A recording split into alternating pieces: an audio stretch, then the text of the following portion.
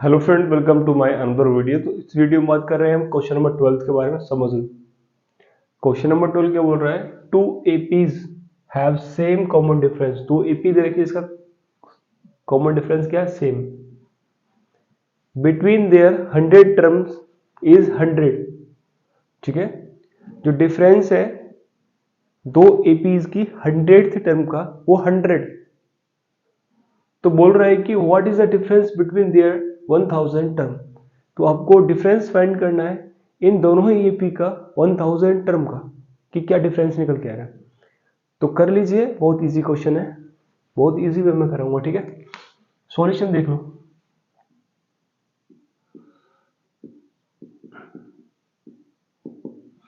सबसे पहले आप दो एपी बना लो। ठीक है, तो आप दो एपी बनाओगे तो कैसे बनाओगे? पहला एपी मैंने सपोज करो बना लिया A1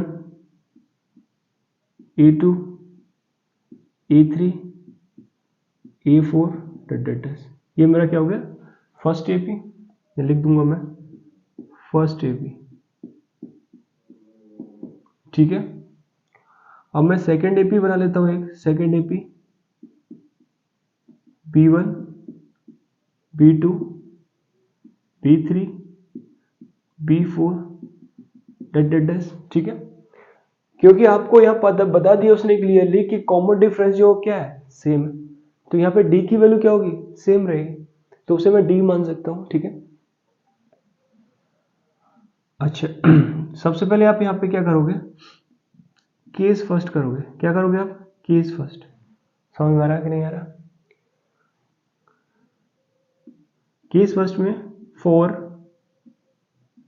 first AP, first AP के लिए यहां पे क्या निकाल रहे हो आप? सबसे पहले ए एन। फर्स्ट एपी के लिए आप क्या निकाल रहे हो? ए एन निकाल रहे हो। तो क्या होगा? फर्स्ट टर्म आपकी क्या है इसमें? A1 plus n minus one into d. कितना है? डी रहेगा। समझ में आया नहीं आ रहा?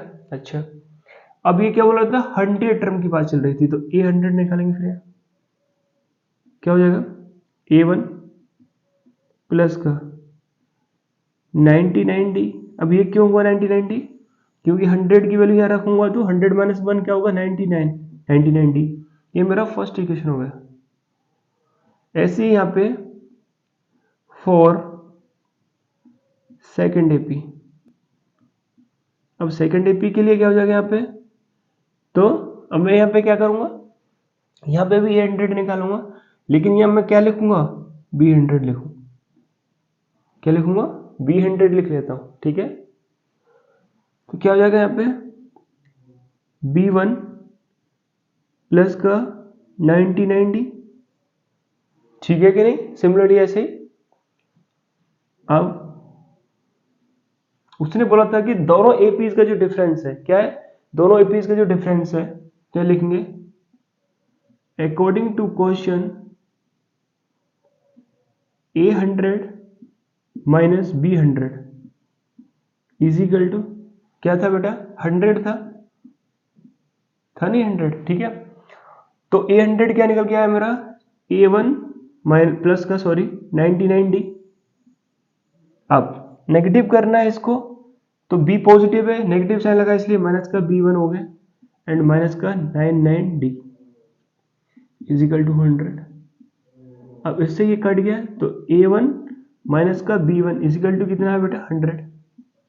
समझ में आया नहीं आया? ये कंडीशन आई थी। अच्छा जी, अब यहाँ पे थोड़ा आगे चलते हैं, लेकिन हमें तो क्या फाइंड करके बताना है कि जो डिफरेंस है वो 1000 टर्म में क्या आएगा। ठीक है, ये बताना है। तो यहाँ पे ही अब केस सेकंड कर लो। क्या कर लो? Case second. केस सेकंड करोगे जब आप, तो फॉर फर्स्ट एपी, पहली एपी के लिए क्या हो जाएगा? यहाँ पे A1000 क्या हो जाएगा? A1 प्लस का 999D। क्या हो जाएगा? 999D। ये कैसे आया? an is equal to a plus n minus one into d वाले फॉर्मूले से। ठीक है। ऐसे ही फॉर सेकंड एपी के लिए B1000 क्या हो जाएगा बेटा, B1 प्लस का 999D। समझ में आ रहा है कि नहीं आ रहा है? ठीक है, इसे सेकंड ले लेना, ठीक है। अच्छा, अब इसे मैं क्या मान लेता हूँ, थर्ड मान लूँ, और इसे क्या मान लूँ, फोर्थ मान लूँ। मेरे को क्या बोल रहा है, डिफरेंस बिटवीन 1000 टर्म, इसको मैं रिमूव कर रहा हूँ बेटा यहाँ से, ठीक है।